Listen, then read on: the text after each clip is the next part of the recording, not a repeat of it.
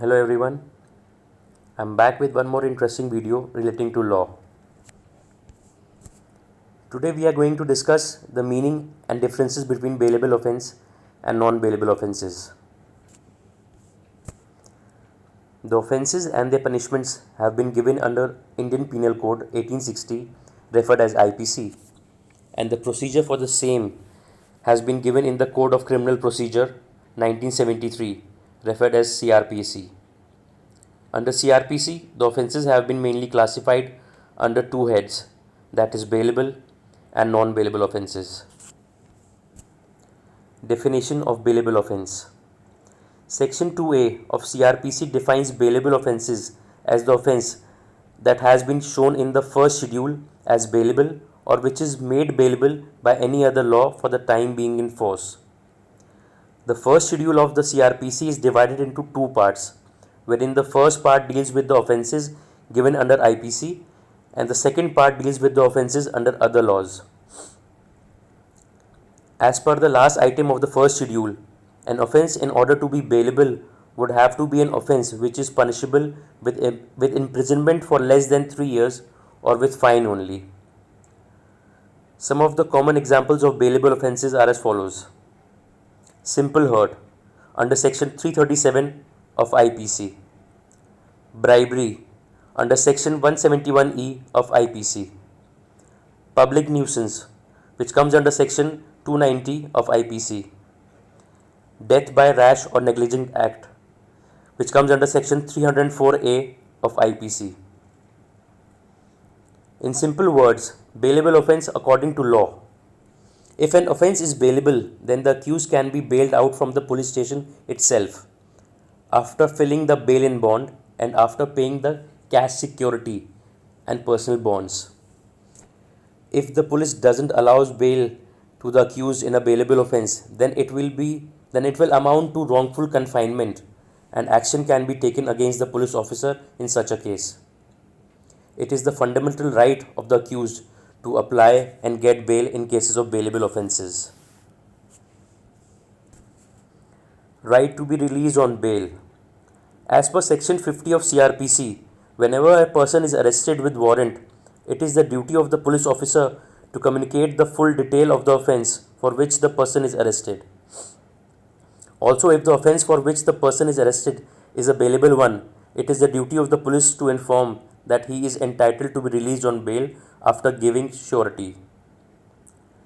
As per section 436 of CRPC, whenever a person accused of a bailable offence is arrested without warrant and is prepared to give bail, such person shall be released on bail. The discretion to decide the bail amount is with the court or with the officer, as the case may be. Procedure. In order to apply for bail in case of bailable offence, the person needs to fill a form of bail, that is form number 45, which is given in the first schedule, and apply for bail, and the court will have to grant bail. Definition of non-bailable offence. As per section 2A of CRPC, non-bailable offence includes all those offences which are not included in bailable offence in the first schedule. Further, the first schedule in its second part and its end has defined non-bailable offence as the offence which are punishable with death, imprisonment of life or imprisonment for more than 7 years. In simple words, non-bailable offences, all other offences which are not covered under bailable offences and are grievous in nature comes under non-bailable offences. Examples of non-bailable offences are murder, which comes under section 302 of IPC, dowry death, which comes under section 304B of IPC, attempt to murder under section 307 of IPC, rape under section 376 of IPC, and etc.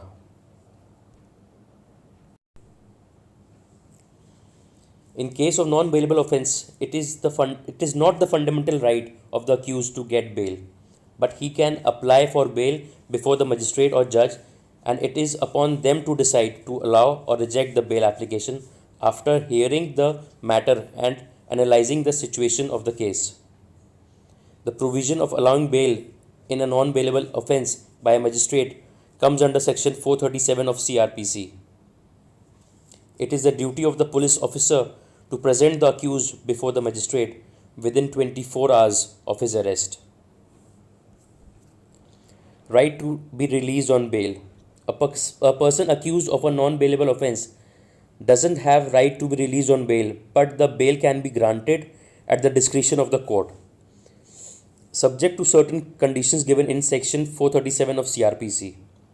If a person is arrested on accusation of commission of any non-bailable offence, then the person will not be released on bail if there appears a reasonable ground that the person is guilty of an offence punishable with death or imprisonment of life. A person accused with an offence punishable with death or imprisonment of life can be released on bail if the person is below the age of 16 years. In a case, a person is accused with commission or abetment or conspiracy or attempt to commit an offence against state, or with offences affecting human body, or with offences against property, may be released on bail, but the court may impose conditions that it deems necessary in order to ensure that the person shall attend the court in accordance with the conditions of the bond executed. In the case triable by magistrate, if the trial of a person accused with a non-bailable offence is not concluded within a period of 60 days, such person will be released on bail.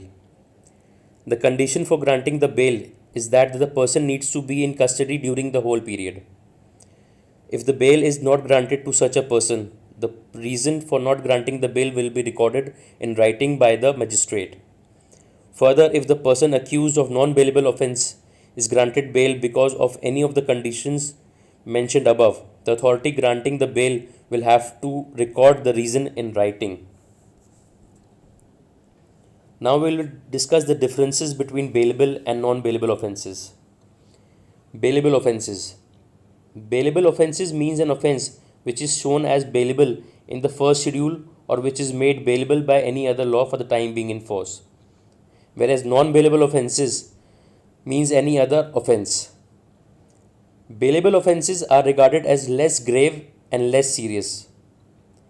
Bailable offences are grave and serious offences. For example, offences of murder.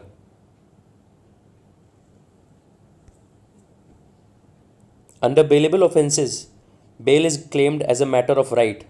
Under non-bailable offences, bail is a matter of discretion. Application for bail. For non-bailable offence, one has to move an application setting out the grounds for the grant of bail.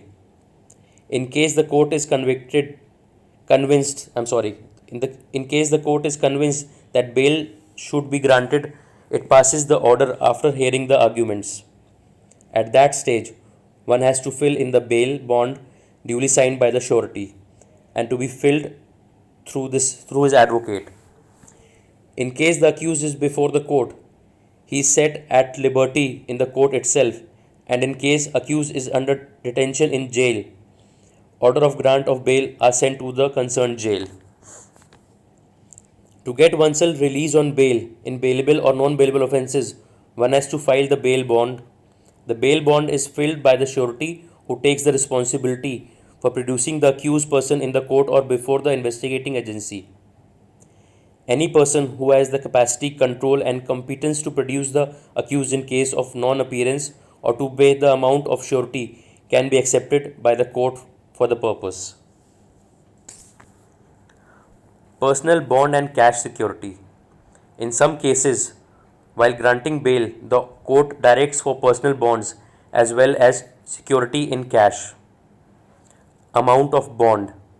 The amount of every bond executed shall be fixed with due regard to the circumstances of the case. Cancellation of bail. A High Court or Court of Sessions may direct that any person who has been released on bail be arrested and commit him to custody on an application filed by the complainant or the prosecution. Hope this information will be of help to everyone, including the common man, as I have tried to explain it in simple language. Thank you.